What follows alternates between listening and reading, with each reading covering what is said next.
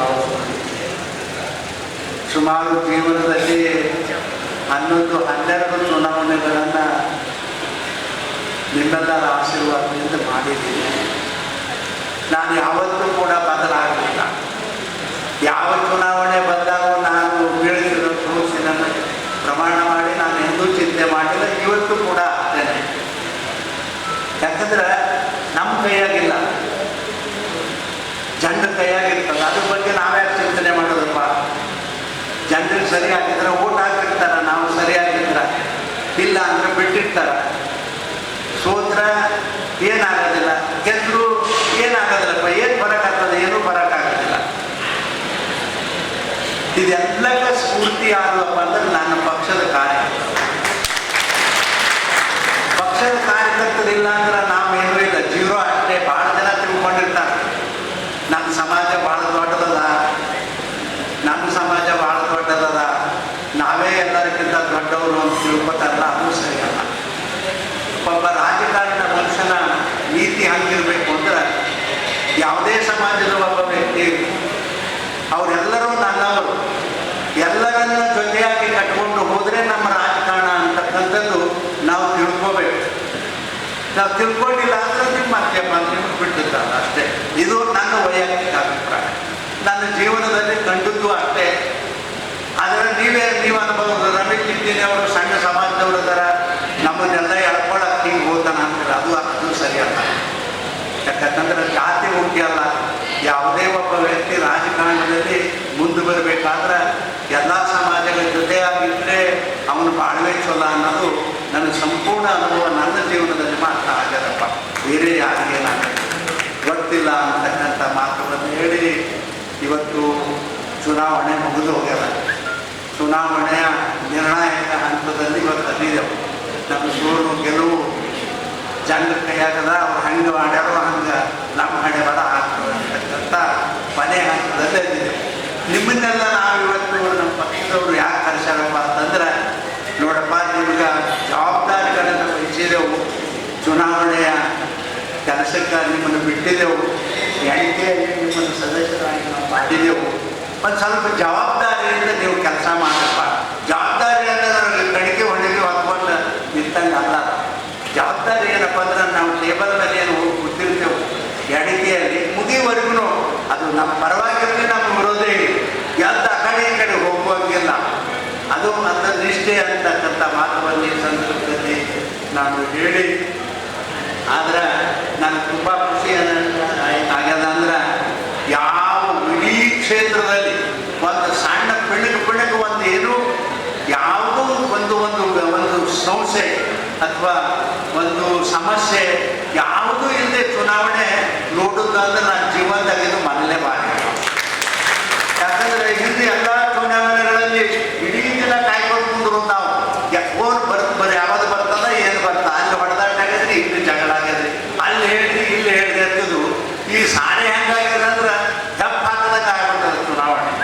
ಯಾವ ಸಮಸ್ಯೆನೇ ಇಲ್ಲಪ್ಪ, ಎಲ್ಲ ಕಡೆ ಅತ್ಯಂತ ಶಾಂತಿ ರೀತಿಯಿಂದ ಚುನಾವಣೆ ನಡೆದು ಹೋಗೋದಕ್ಕೆ ಅದೆಲ್ಲ ಯಾರಪ್ಪ ಅಂದ್ರೆ ನನ್ನ ಪಕ್ಷದ ಕಾರ್ಯಕರ್ತರು ಅಂತಕ್ಕಂಥ ಮಾತುವನ್ನು ಈ ಸಂದರ್ಭದಲ್ಲಿ ಹೇಳಿ. ಆದ್ರೆ ನಮ್ಮ ರಾಮನಗೌಡರು ಹೇಳೋದು, ರಾಮನಗೌಡರು ಏನು ಹೇಳಿದ್ರು ಅಂದ್ರೆ, ನಾವು 1 ಲಕ್ಷ ಕೋಟಿಯಿಂದ ಗೆಲ್ಲಿದ್ದೇವೆ ಅಂತ ಹೇಳ್ಯಾರ.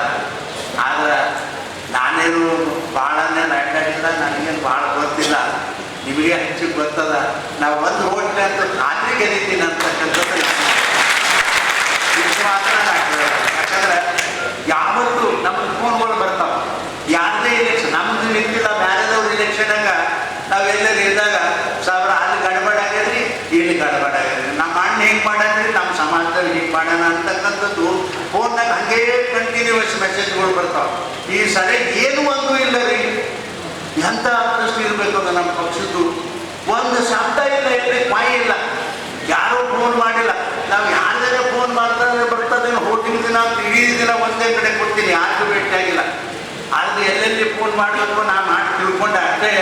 ಎಲ್ಲರೂ ಫೋನ್ ಬಂದ್ರೆ ಪಾಪ ಅವ್ರಿಗೆ ಸಹಾಯ ಮಾಡೋಣ ಅಂತಂದ್ರೆ ಒಂದು ಫೋನ್ ಬಂದಿಟ್ಟು ಸತ್ಯವಾಗಿ ಹೇಳ್ತೀನಿ. ಇದು ನನ್ನ ಅದೃಷ್ಟ ಅಂತ ಹೇಳಿ ನಾನು ಈ ಸಂದರ್ಭದಲ್ಲಿ ಹೇಳಿ ಬಯಸ್ತೀನಿ ಅಂತಕ್ಕಂಥ ಮಾತುವನ್ನು ಈ ಸಂದರ್ಭದಲ್ಲಿ ನಾನು ಹೇಳಿ, ನಮ್ಮ ಅಧ್ಯಕ್ಷರು ಈ ಸರ್ಕಾರ ವಿರುದ್ಧ ಪ್ರತಿಭಟನೆ ಅದು ಇದು ಮಾಡೋಣ ಅನ್ನೋದು ಒಂದು ಸಣ್ಣ ಸಲಹೆಯನ್ನು ನಮ್ಗೆ ಕೊಟ್ಟಾರ. ಆದರೆ ಅಧ್ಯಕ್ಷರ ಆ ಗತಿಗೆ ಹೋಗೋದಿಲ್ಲ ಈ ಸರ್ಕಾರ. ಈ ಸರ್ಕಾರ ನೀವು ಏನೂ ಮಾಡಬೇಡ್ರಿ, ಅದು ತಾನೇ ಹೋಗ್ತದೆ ಅಂತಕ್ಕಂಥ ಅಭಿಪ್ರಾಯ ನಾನು ಹೇಳ್ತೇನೆ. ಯಾಕಂದರೆ ಒಂದು ವರ್ಷದಿಂದ ನೋಡ್ರಿ, ಒಂದು ವರ್ಷದಿಂದ ಒಂದು ಅಭಿವೃದ್ಧಿ ಕೆಲಸ ಇಲ್ಲ. ಇಂಥ ದೊಡ್ಡ ಬರಗಾಲ ಬಿದ್ದರೆ ಜನ ನೀವು ಸತ್ತಿರೋ ಬದುಕಿರಂತ ಕೇಳೋದಿಲ್ಲ. ನಾವು ಹಿಂದೂ ಮಂತ್ರಿಗಳೇ ಕೆಲಸ ಮಾಡಿದಪ್ಪ, ನಮ್ಮ ತಾಲೂಕು ಕೂಡ ಬರಗಾಲ ಬಿದ್ದದು.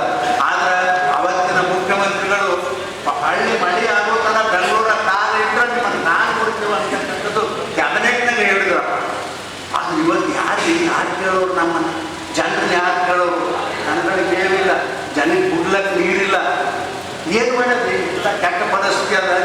ನಾವೇನು ಮಾಡೋದು ಬೇಡ, ಅದು ತಾನಕ್ಕೇನೆ ನಾನು ನೀರು ಕೊಡೋದು ಹೋಗ್ತದ ಅಂತಕ್ಕಂಥ ಅಭಿಪ್ರಾಯ ನಮ್ಮದು ಅಂತಕ್ಕಂಥ ಮಾತವನ್ನು ಈ ಸಂದರ್ಭದಲ್ಲಿ ನಾನು ಹೇಳಿ ನೋಡ್ರಿ. ಇವತ್ತು ನಮ್ಮ ಜಿಲ್ಲೆ ಅಷ್ಟೇ ಅಲ್ಲ, ಇಡೀ ದೇಶ ಬರೆಯ ಜಿಲ್ಲೆ ಅಂತ ಹೇಳಿದ್ವಿ. ನಾನು ನೋಡೋದು ಉತ್ತರದಿಂದ ದಕ್ಷಿಣಕ್ಕೆ, ಪೂರ್ವದಿಂದ ಪಶ್ಚಿಮಕ್ಕೆ, ಇಡೀ ಈ ದೇಶದಲ್ಲಿ ಅಭಿವೃದ್ಧಿ ಕೆಲಸ ಇವತ್ತಿಗೂ ಕೂಡ ಅಭಿವೃದ್ಧಿ ಕೆಲಸ ನಡೆದವ. ಇಂಥದ್ದು ಆಗಿದ್ದೇನು ಬರೀ ಒಂದು 10 ವರ್ಷಗಳಲ್ಲಿ ಇಷ್ಟೊಂದು ದೊಡ್ಡ ಪ್ರಮಾಣದ ಅಭಿವೃದ್ಧಿ ಕೆಲಸ ನರೇಂದ್ರ ಮೋದಿ ಅವರ ಕಾಲಕ್ಕಾಗಲ್ಲ. ಇವ್ರಿಗೆಲ್ಲ ತಾಡಾಗಿದ್ದೇನೆ ಎಂದು ಹೇಳಿ ನೋಡೋಣ.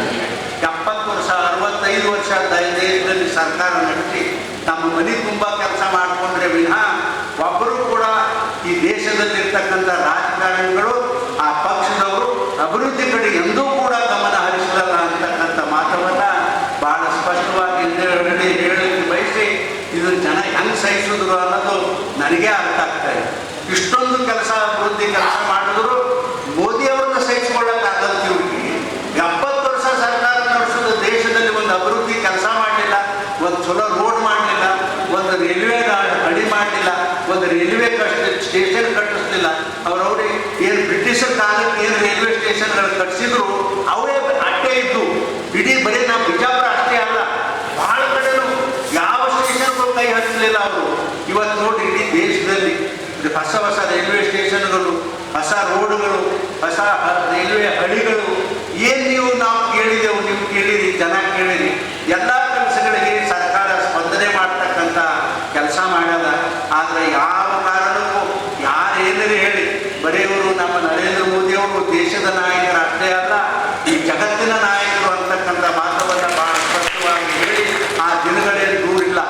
ಯಾಕಂತಂದರೆ ಇಂಥ ಬರೀ ಅಭಿವೃದ್ಧಿ ಮಾಡ್ತಕ್ಕಂಥ ಒಬ್ಬ ವ್ಯಕ್ತಿನ ಇಡೀ ದೇಶನೇ ಮೆಚ್ಚತಕ್ಕಂಥ ಕೆಲಸ ಆಗ್ಯದ ಅಂತಕ್ಕಂಥ ಮಾತವನ್ನು ಈ ಸಂದರ್ಭದಲ್ಲಿ ಹೇಳಿ ತಮ್ಮೆಲ್ಲರಿಗೆ ನಾನು ಕೂಡ ನನ್ನ ಹೃದಯದ ಅಭಿನಂದನೆಗಳನ್ನು ಹೇಳಕ್ಕೆ ಬಯಸ್ತೀನಪ್ಪ. ಯಾಕಂತಂದ್ರೆ ನನ್ನ ರಾಜಕಾರಣಕ್ಕೆ ಯಾರಾದರೂ ಸ್ಫೂರ್ತಿ, ನನ್ನ ರಾಜಕಾರಣಕ್ಕೆ ಯಾರಾದರೂ ಶಕ್ತಿ ಕೊಟ್ಟಾರ ಅಂತಂದ್ರೆ ನಮ್ಮ ನಾಯಕರು ಅನ್ನೋರು ಯಾರು ಕೊಡಲಿಲ್ಲ. ಆದರೆ ನನ್ನ ಕಾರ್ಯಕರ್ತರನ್ನವರು ಶಾಸ್ತ್ರ ಎಂದೂ ನನಗೆ ಮಾತವನ್ನು ಬಹಳ ಸ್ಪಷ್ಟವಾಗಿ ಹೇಳಿ, ಆದರೆ ಈ ಪಕ್ಷದಲ್ಲಿ ನಮಗೆ ನಿಜವಾಗಿ ನನ್ನ ವೈಯಕ್ತಿಕ ದುಃಖ ಆದದ್ದು ಏನಪ್ಪ ಅಂದ್ರೆ ನನ್ನ ಅನುಭವದ ಮಾತುಗಳನ್ನು ಇವರು ಕೇಳಲಿಲ್ಲ ಅಂತಕ್ಕಂಥದ್ದು ನಾನು ಹೊರಗೆ ಮನಸ್ಸಿನಲ್ಲದ. ಇನ್ನೇನು ನಾವು ಮಾಡ್ಲಿಕ್ಕೆ ಹೋಗೋದಿಲ್ಲ, ಇದು ನನ್ನ ಮನೆ ಚುನಾವಣೆ, ಅವ್ರು ಏನಾರೇ ಮಾಡಿಕೊಳ್ಳಿ. ಆದರೆ ನಾನು ಮಾತ್ರ ಪಕ್ಷ ಬಿಡೋದಿಲ್ಲ. ಪಕ್ಷ ಸಂಘಟನೆಯಲ್ಲಿ ನಾನು ಸಂಪೂರ್ಣ ವಹಿಸ್ತೀನಿ. ಯಾಕಂತಂದರೆ ನನಗೊಂದು ನನ್ನ ಮನಸ್ಸಿನಲ್ಲಿ ಹಂಚಿಕೆ ಅದು ಏನಪ್ಪ ಅಂದ್ರೆ ದಲಿತರು ಈ ಪಕ್ಷದ ಕಡೆ ಬಹಳ ಜನ ಹಿಂದೆ ನೋಡಿಲ್ಲ. ಈ ಪಕ್ಷದ ಕಡೆ ನೋಡಿದವ್ರೆ 2024ರಲ್ಲಿ ನಾವು ಈ ಪಕ್ಷಕ್ಕೆ ಸೇರಿದ ಮೇಲೆ ಈ ಪಕ್ಷದ ಕಡೆ ನೋಡ್ತಕ್ಕಂಥ ಕೆಲಸ ಮಾಡ್ಯಾರ. ಆದರೆ ಮನೆ ಪಕ್ಷ ಅವ್ರು ಬಿಟ್ಟು ನಮ್ಮನ್ನು ಬಿಟ್ಟು ಹೋಗಬಾರ್ದು ಅನ್ನೋದು ನನ್ನ ಮನಸ್ಸಿನಲ್ಲ.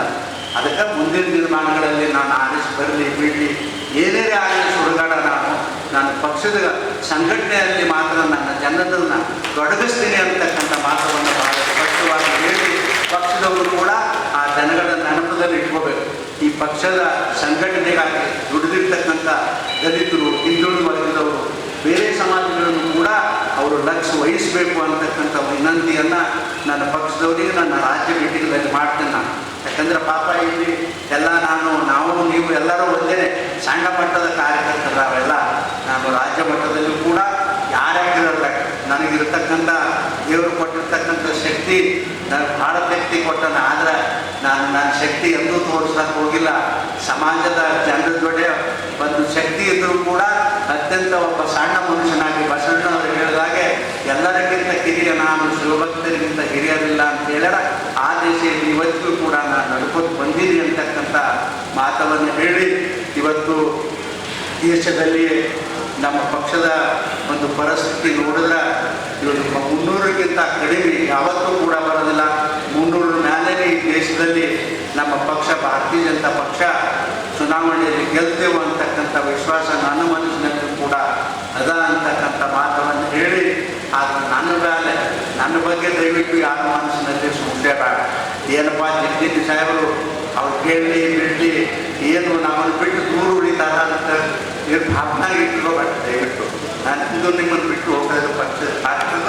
ನಾನು ಸತ್ರು ನಿಮ್ಮ ಜೊತೆ ಸಾಯ್ತೀನಿ, ಇದ್ದರೂ ನಿಮ್ಮ ಜೋಡಿನೇ ಇರ್ತೀನಿ. ನನಗೆ ಎಷ್ಟು ತ್ರಾಸ ಆಗ್ಯದ ಅನ್ನೋ ದೇವರಿಗೆ ಗೊತ್ತದ. ರಾಜಕಾರಣದಲ್ಲಿ ತ್ರಾಸ ಆಗ್ಯದ, ಈ ಚುನಾವಣೆಯಲ್ಲೂ ಕೂಡ ನನಗೆ ತ್ರಾಸ ಆಗ್ಯದ. ಆದರೂ ಕೂಡ ನಾನು ಬದುಕಿದ್ದೀನಿ. ನಮ್ಮ ಅಕ್ಕ ನನ್ನ ಯಾರೋ ಕೇಳಿದ್ರು, ನಮ್ಮ ಅಕ್ಕಗಳು ಯಪ್ಪ ನೀನು ಹೆಂಗದ ನೋಡುವ, ನಾ 83 84 ವರ್ಷ ನಾ ಸಾಯಂಗಿಲ್ಲ, ನೀ ಏನು ಚಿಂತೆ ಮಾಡ್ಕೊಂಡವ ನನ್ನ ವಿಶ್ವಾಸ ದೇವರು ನಾನು ಕೊಟ್ಟನ ನನ್ನ ವಿಶ್ವಾಸ ನಾನು ಇಟ್ಕೊಂಡು ಕೊಡ್ತೀನಿ ಅಂತಕ್ಕಂಥ ಮಾತವನ್ನು ಈ ಸಂದರ್ಭದಲ್ಲಿ ಭಾಳ ಸಂತೋಷದಿಂದ ಹೇಳಿ, ನಾನು ನಿಮ್ಮ ಜೊತೆಗೆ ಇರ್ತೀನಿ. ನನ್ನ ಅಧಿಕಾರ ಇರಲಿ ಬಿಡಲಿ, ನೀವು ಸಣ್ಣ ಪುಟ್ಟ ಏನೇ ಕೆಲಸ ಹೇಳಿ ನಾನು ಜವಾಬ್ದಾರಿ ತಗೊಂಡು ನನ್ನ ಕಾರ್ಯಕರ್ತರ ಕೆಲಸವನ್ನು ಮಾಡ್ತೀನಿ ಅಂತಕ್ಕಂಥ ಮಾತವನ್ನು ಈ ಸಂದರ್ಭದಲ್ಲಿ ನಾನು ಹೇಳಿ, ನಾನು ನಿಜವಾಗಿ ಭಾಳ ಅದೃಷ್ಟವಂತ ಅಂತ ಹೇಳಿ ಭಾವಿಸ್ಬಿಟ್ಟಿದ್ದೀನಿ.